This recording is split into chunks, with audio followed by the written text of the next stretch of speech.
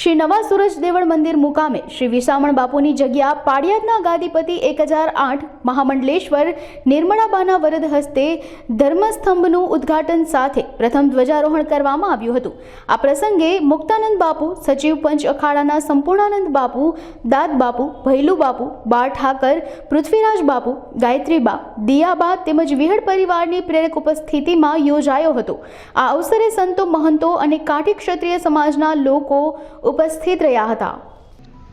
આ તીર્થ સ્થાનની અંદર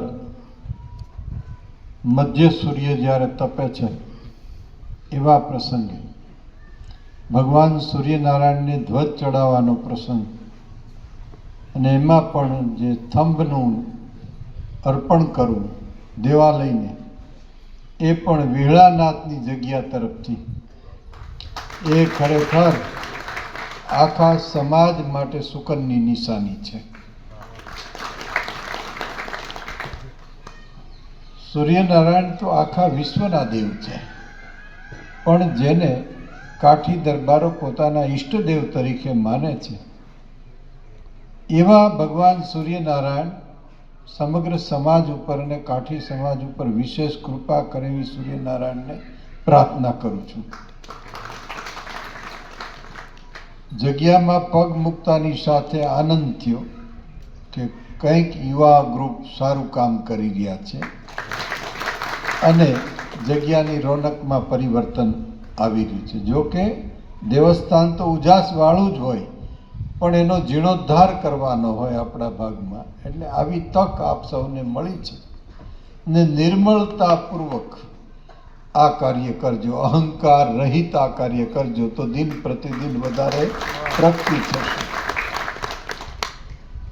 બેનબાનો ધ્યેય જે છે સ્તંભ ઉભો કરવા પાછળ, એની મૌન અવસ્થામાં હું સમજી શક્યો કે આ સ્તંભ નથી, આ ધર્મસ્તંભ છે અને આ ધર્મસ્તંભ ઉપર આ ધજા ફરકતી રહીએ ત્યાં સુધી કાઠી દરબારનો ઉદય થાય હંમેશા। આવી એની ગર્ભિત મૌન ભાવના વિશાળ છે કે સમગ્ર સમાજ જે છે એ સુખી થાય, પણ ધ્વજની નીચે નકરતા જોઈ હકીકત છે। ધ્વજની નીચે તકલાદીપણું ન ચાલે। ધર્મધ્વજ છે એની નીચે સત્ય જોહે, એની નીચે કરુણા જોહે, એની નીચે પ્રેમ જોહે, એની નીચે સદભાવ જોશે, એની નીચે વિવેક જોશે અને પ્રબળ પુરુષાર્થ જોશે। આ સમાજના યુવાનો આ વસ્તુને પકડી રાખે એટલે ધ્વજ લહેરાતો રહેશે, સમાજનો ઉદય થશે, એમાં કોઈ શંકાને સ્થાન નથી। સમગ્ર કાઠી સમાજ જે છે આનું ગૌરવ લઈ શકે એવી વાત છે। અને જે સંસ્થાઓ છે, આખર આપણે લોકો સનાતની છીએ, હિન્દુ છીએ, એનું પ્રતીતિ શું? તો આપણે લોકો લાલ લોહી છે, બીજાને લાલ લોહી છે, પણ આપણે ધર્મશાસ્ત્રને માનીએ છીએ, આપણે વિપ્રજનોને માનીએ છીએ, આપણે સંતોને માનીએ છીએ, આપણે મંદિરોને માનીએ છીએ, આપણે તીર્થને માનીએ છીએ।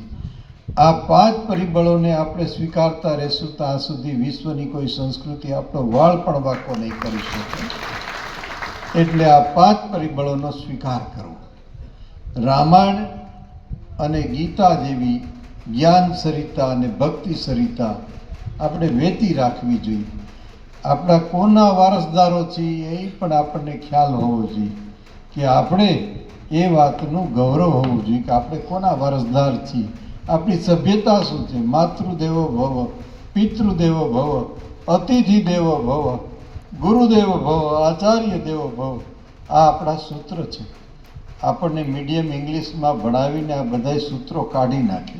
ઇંગ્લિશ ભણેનો વાંધો નથી, ઇંગ્લિશ ભણે, પણ આપણી પરંપરા, આપણી સભ્યતા, આપણો વિવેક એ ક્યારેય જવો ન જોઈએ।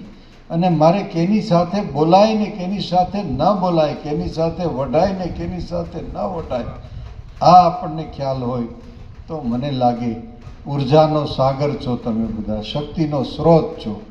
પણ આ વાતને વળગી રહેવું જોશે।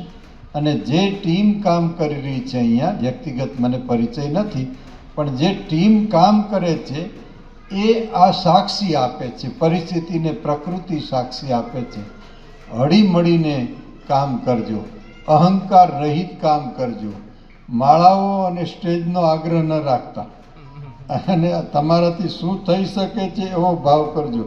મને લાગે આ બધી વાડીઓ, એની સામે ગૌધેન, એની સામે અહીંયા તો કેટલા ઘોડા, બધું જે અહીંયા કેટલી વસ્તી દર્શન કરવા માટે આવતી જતી, એ આ બધું જ પુનર્પ્રાપ્ત થશે, એથી વિશેષ થશે એવી ભગવાનને પ્રાર્થના. અને ભૈલુભાઈ જે છે એ જે રીતે સમાજમાં ધાર્મિક સંસ્થાઓમાં કામ કરે છે, ઉપરાંત અમને સંતો પાસે આવીને પણ પૂછે, જેમ ઋષિમુનિઓની પરંપરામાં રામ ને લક્ષ્મણ પૂછતા કે અમારા લાયક કંઈ કામકાજ હોય તો કહેજો ઋષિમુનિ.